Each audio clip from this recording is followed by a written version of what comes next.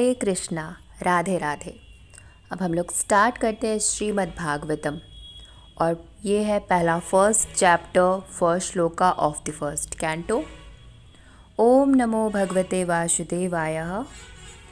जन्मादस्य यदोऽन्वयादितरतश्चार्थे स्वभिज्ञ स्वरात् तेने ब्रह्मा हृदयादिकवये मुह्यन्ति यत्सूर्यः तेजो वारिमृदां यथा विनिमयो यत्र त्रिसर्गो मृषा धाम्ना स्वेन सदा निरस्तकुहकं सत्यं परं धीमहि। हे मेरे प्रभु वासुदेव के पुत्र श्री कृष्ण, हे सर्वव्यापी भगवान, मैं आपको सादर प्रणाम करती हूँ। मैं भगवान श्री कृष्ण का ध्यान करती हूँ क्योंकि वे परम सत्य हैं तथा व्यक्त ब्रह्मांडों की उत्पत्ति, पालन तथा संहार के समस्त कारणों के आदि कारण हैं।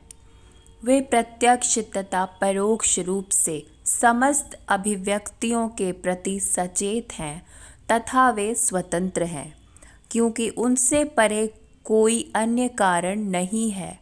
उन्होंने ही सर्वप्रथम आदि जीव ब्रह्मा जी के हृदय में वैदिक ज्ञान का संचार किया था। उनके द्वारा बड़े बड़े ऋषि मुनि तथा देवता भी मोह में पड़ जाते हैं, जैसे कि अग्नि में जल या जल पर भूमि के भ्रामक चित्रण से मनुष्य मोहग्रस्त हो जाता है।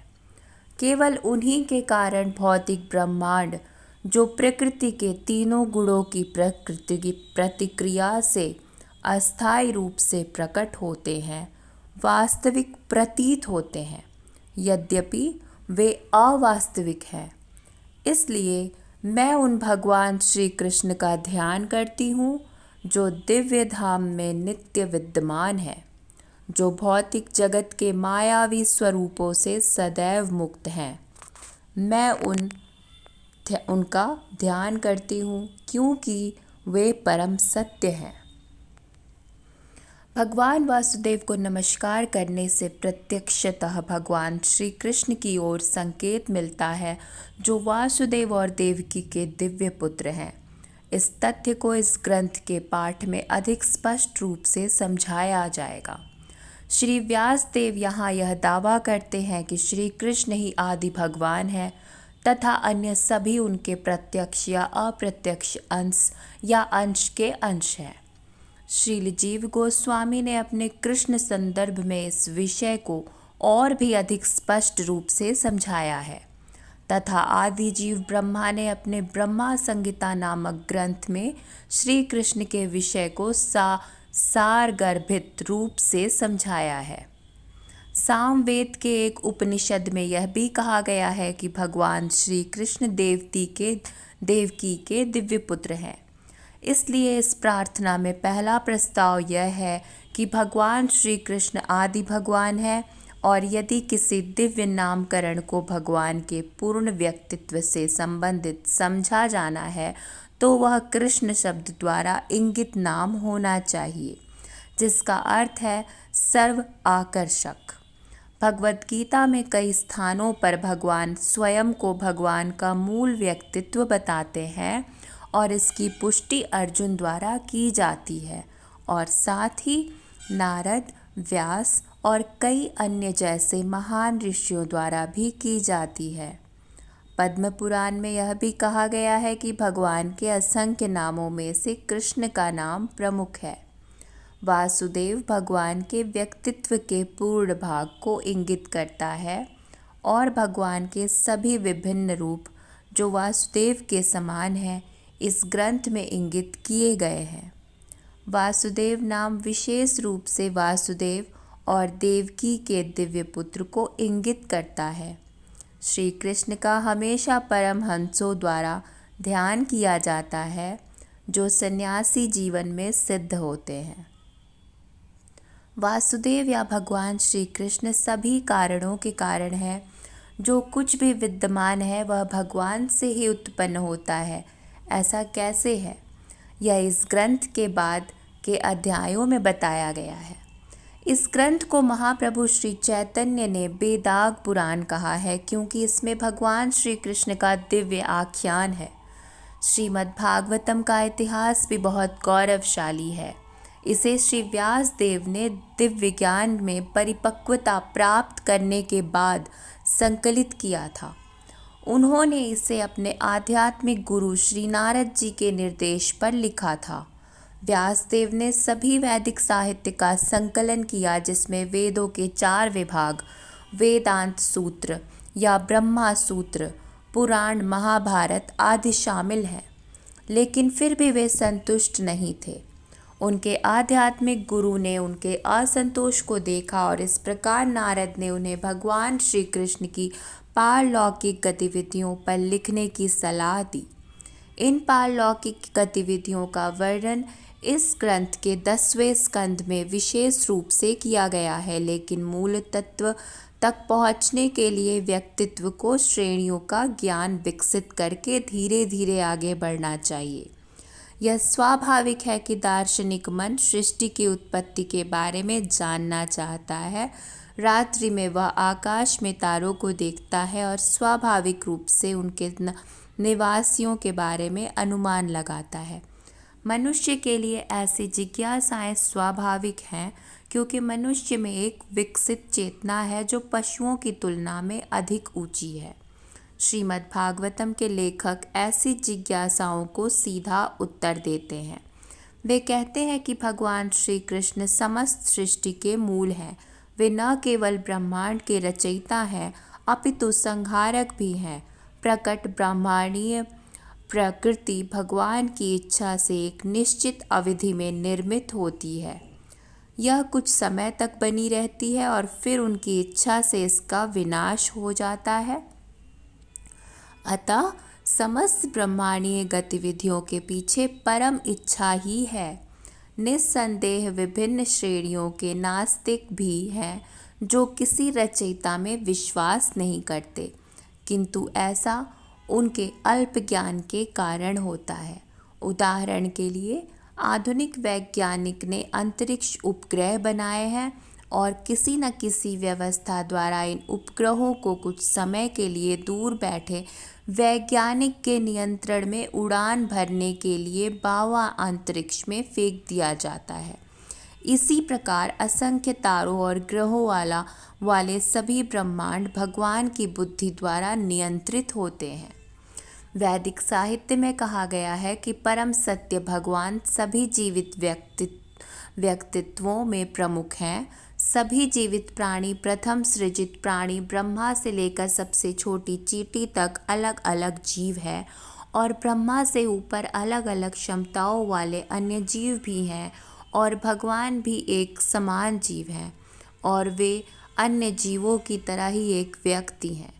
लेकिन परमेश्वर या सर्वोच्च जीव में सबसे अधिक बुद्धि है और उनके पास सभी प्रकार की अकल्पनीय शक्तियाँ हैं। यदि मनुष्य का मस्तिष्क अंतरिक्ष उपग्रह का निर्माण कर सकता है, तो कोई बहुत आसानी से कल्पना कर सकता है कि मनुष्य के उच्चतर मस्तिष्क कैसे समान रूप से अद्भुत चीज़ें बना सकता है, जो कहीं अधिक श्रेष्ठ है।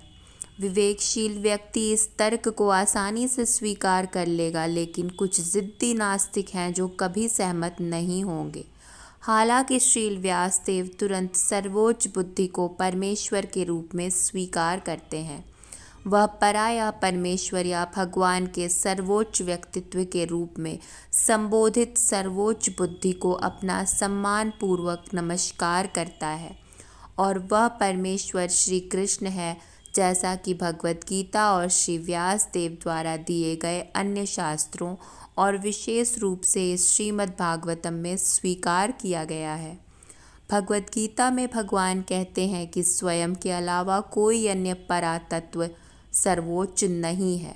इसलिए श्री व्यासदेव तुरंत परातत्व श्री कृष्ण की पूजा करते हैं, जिनकी पारलौकिक गतिविधियों का वर्णन 10वें स्कंद में किया गया है।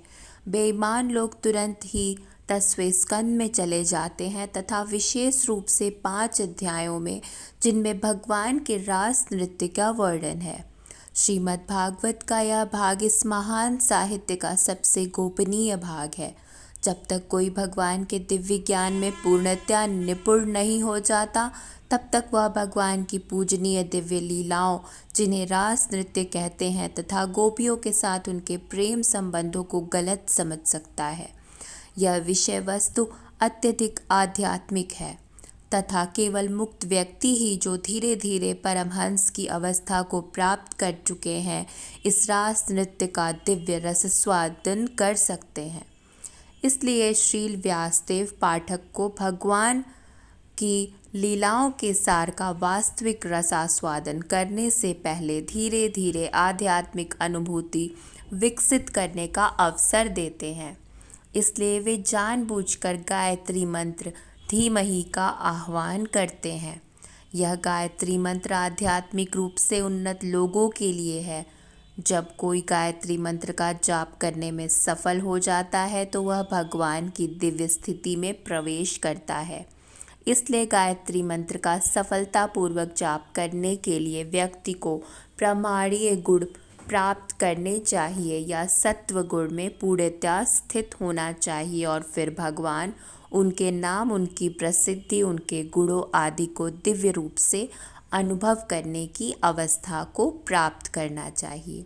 श्रीमद् भागवतम भगवान के स्वरूप का वर्णन है, जो उनकी अंतरंग शक्ति द्वारा अभिव्यक्त होता है, तथा यह शक्ति उस बाह्य शक्ति से भिन्न है जिसने इस विश्व जगत को अभिव्यक्त किया है, जो हमारे अनुभव में है। श्री व्यासदेव इस श्लोक में दोनों के बीच स्पष्ट अंतर करते हैं।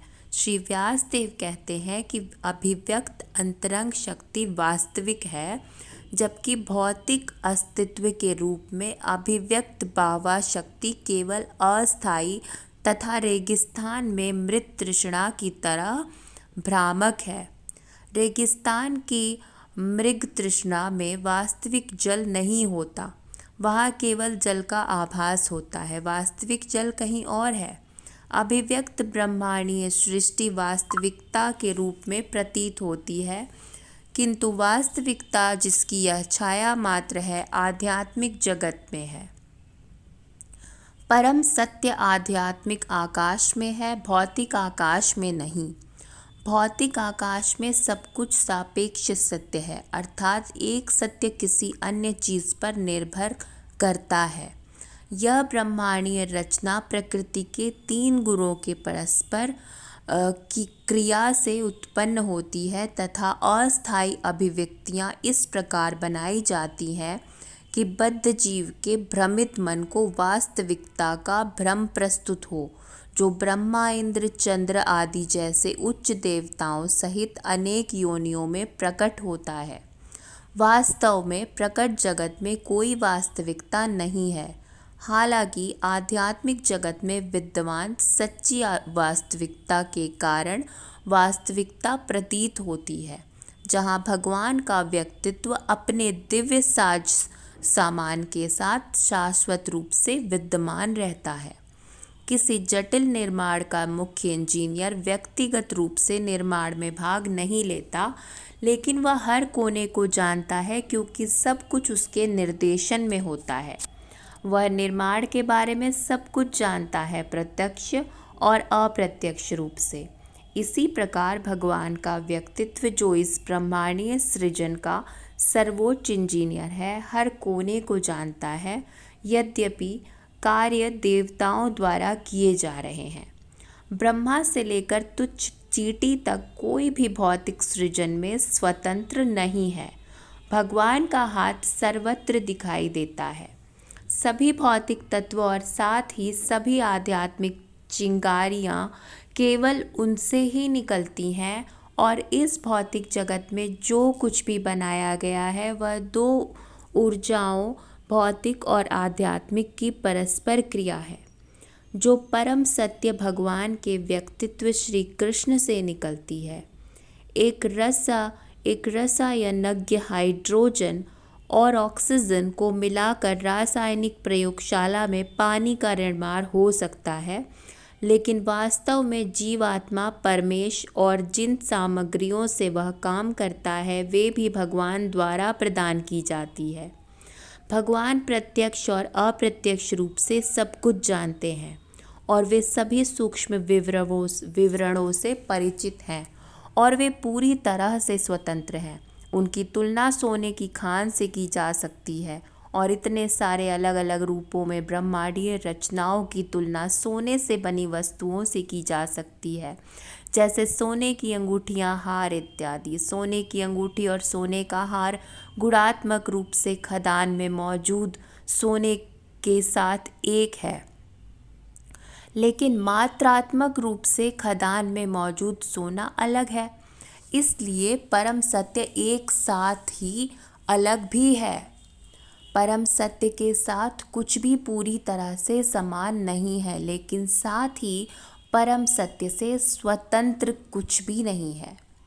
ब्रह्मा से लेकर जो संपूर्ण ब्रह्मांड का निर्माण करते हैं, तुच्छ चींटी तक सभी बद्ध जीव सृष्टि कर रहे हैं, लेकिन उनमें से कोई भी परमेश्वर से स्वतंत्र नहीं है।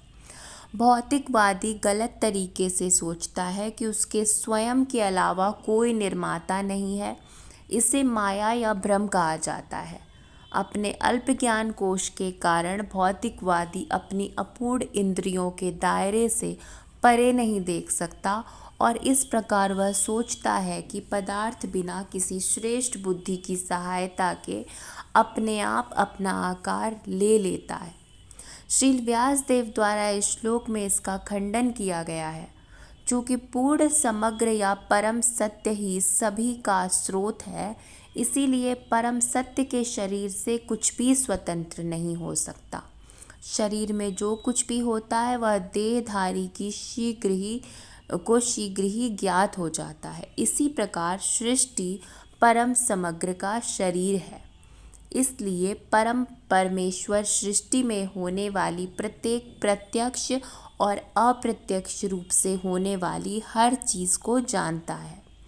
श्रुति मंत्र में यह भी कहा गया है कि परम समग्र या ब्रह्मा ही सभी का अंतिम स्रोत है। सभी कुछ उसी से निकलता है और सभी कुछ उसी के द्वारा बनाए रखा जाता है और अंत में सभी कुछ उसी में समा जाता है। यही प्रकृति का नियम है।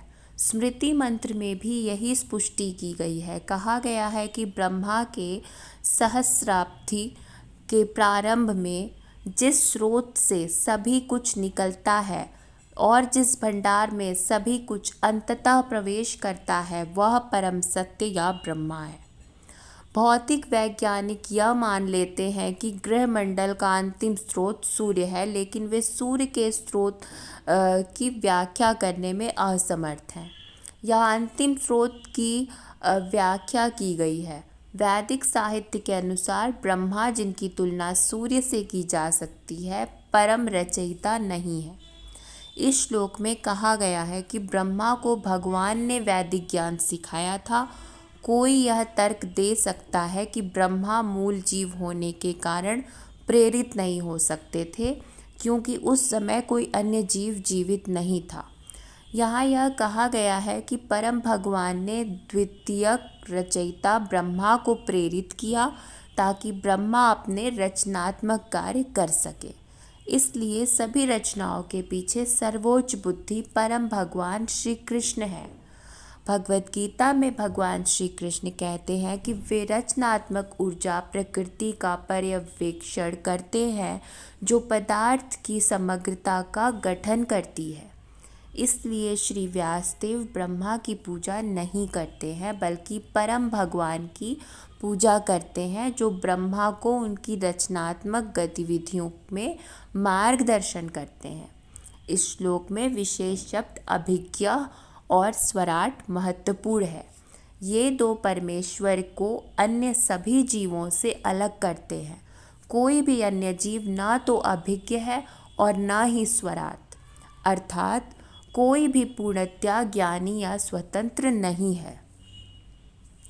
सृष्टि करने के लिए ब्रह्मा को भी परमेश्वर का ध्यान करना पड़ता है। फिर आइंस्टाइन जैसे महान वैज्ञानिकों की तो बात ही क्या करें। ऐसे वैज्ञानिक का मस्तिष्क तो किसी मनुष्य की उपज नहीं है। वैज्ञानिक ऐसा मस्तिष्क नहीं बना सकते, और मूर्ख नास्तिकों की तो बात ही क्या करें जो परमेश्वर की सत्ता का विरोध करते हैं। यहाँ तक कि मायावादी निराकारवादी भी यह कहकर अपनी चापलूसी करते हैं कि वे परमेश्वर के साथ एक हो सकते हैं, न तो अभिज्ञ हैं और न ही स्वराट।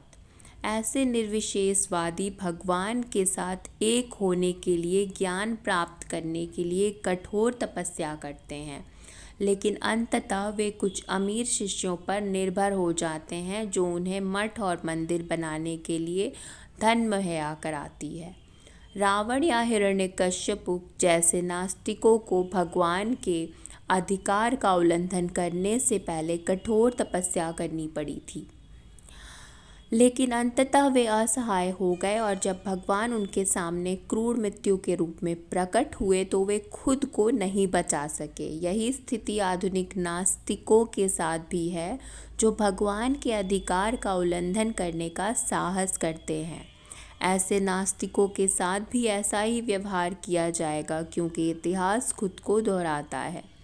जब भी मनुष्य भगवान के अधिकार की उपेक्षा करते हैं तो प्रकृति और उसके नियम उन्हें दंडित करने के लिए मौजूद हैं। भगवद गीता 4.7 के सुप्रसिद्ध श्लोक यदा यदा ही धर्मस्य ग्लानि में इसकी पुष्टि की गई है। हे अर्जुन, जब जब धर्म की हानि होती है और अधर्म की वृद्धि होती है, तब तब मैं अवतार लेता हूँ। सभी श्रुति मंत्रों में इस बात की पुष्टि की गई है कि परमेश्वर सर्वगुण संपन्न है। श्रुति मंत्रों में कहा गया है कि सर्वगुण संपन्न परमेश्वर ने पदार्थ पर दृष्टि डाली और इस प्रकार सभी जीवों की रचना की। जीव भगवान के अंश हैं और वे इस विशाल भौतिक सृष्टि में आध्यात्मिक चिंगारियां भरते हैं, और इस प्रकार सृजनात्मक ऊर्जाएं इतनी सारी अद्भुत रचनाओं को बनाने के लिए गतिमान हो जाती हैं। एक नास्तिक यह तर्क दे सकता है कि परमेश्वर घड़ीसाज से ज़्यादा कुशल नहीं है, लेकिन निस्संदेह परमेश्वर महान है, क्योंकि वह नर और मादा रूपों में मशीनें बना सकता है। विभिन्न प्रकार की मशीनों के नर और मादा रूप परमेश्वर के आगे के ध्यान के बिना असंख्य समान मशीनों का निर्माण करते रहते हैं। यदि कोई व्यक्ति ऐसी मशीनों का निर्माण कर सकता है जो उसके ध्यान के बिना अन्य मशीनों का निर्माण कर सकती है, तो वह परमेश्वर की बुद्धि तक पहुंच सकता है। लेकिन यह संभव नहीं है, क्योंकि प्रत्येक मशीन को अलग अलग तरीके से संभालना पड़ता है। इसलिए कोई भी परमेश्वर जितना अच्छा निर्माण नहीं कर सकता। भगवान का दूसरा नाम अस्मोधर्व है, जिसका अर्थ है कि कोई भी उसके बराबर या उनसे बड़ा नहीं है। परम सत्यम या सर्वोच्च सत्य वह है जिसके बराबर या उसके श्रेष्ठ कोई नहीं है। इसकी पुष्टि श्रुति मंत्रों में की गई है। ऐसा कहा जाता है कि भौतिक ब्रह्मांड की रचना से पहले केवल भगवान ही थे जो सबके स्वामी हैं। उस भगवान ने ब्रह्मा को वैदिक ज्ञान की शिक्षा दी। उस भगवान की हर तरह से आज्ञा का पालन करना चाहिए। जो कोई भी भौतिक उलझन से छुटकारा पाना चाहता है, उसे उनकी शरण में जाना चाहिए। भगवद गीता में भी इसकी पुष्टि की गई है। जब तक कोई भगवान के चरण कमलों की शरण में नहीं जाता, तब तक उसका भ्रमित होना निश्चित है। जब कोई बुद्धिमान व्यक्ति कृष्ण के चरण कमलों की शरण में आ जाता है और पूरी तरह से जान लेता है कि श्री कृष्ण ही सभी कारणों के कारण है, जैसा कि भगवद गीता में पुष्टि की गई है, तभी ऐसा बुद्धिमान व्यक्ति महात्मा बन सकता है। लेकिन ऐसी महान आत्मा बहुत कम देखने को मिलती है। केवल महात्मा ही समझ सकते हैं कि परमेश्वर ही सभी सृष्टियों के आदि कारण हैं। वे परम या अंतिम सत्य हैं, क्योंकि अन्य सभी सत्य उनसे संबंधित हैं। वे सर्वज्ञ हैं, उनके लिए कोई भ्रम नहीं है। कुछ मायावादी विद्वान तर्क देते हैं कि श्रीमद् भागवतम श्री व्यास देव द्वारा संकलित नहीं किया गया था, और उनमें से कुछ का सुझाव है कि यह पुस्तक वोबदेव नामक किसी व्यक्ति द्वारा लिखी गई एक आधुनिक रचना है।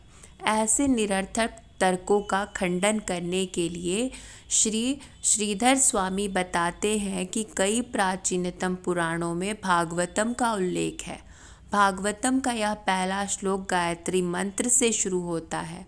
मत्स्य पुराण में इसका उल्लेख है, जो सबसे पुराना पुराण है। उस पुराण में भागवतम में गायत्री मंत्र के संदर्भ में कहा गया है कि गायत्री मंत्र से आरंभ होने वाले आध्यात्मिक निर्देशों की अनेक कथाएं हैं और वृत्तासुर का इतिहास है। जो कोई पूर्णिमा के दिन इस महान कार्य का दान करता है, वह भगवान के पास वापस जाकर जीवन की सर्वोच्च सिद्धि प्राप्त करता है।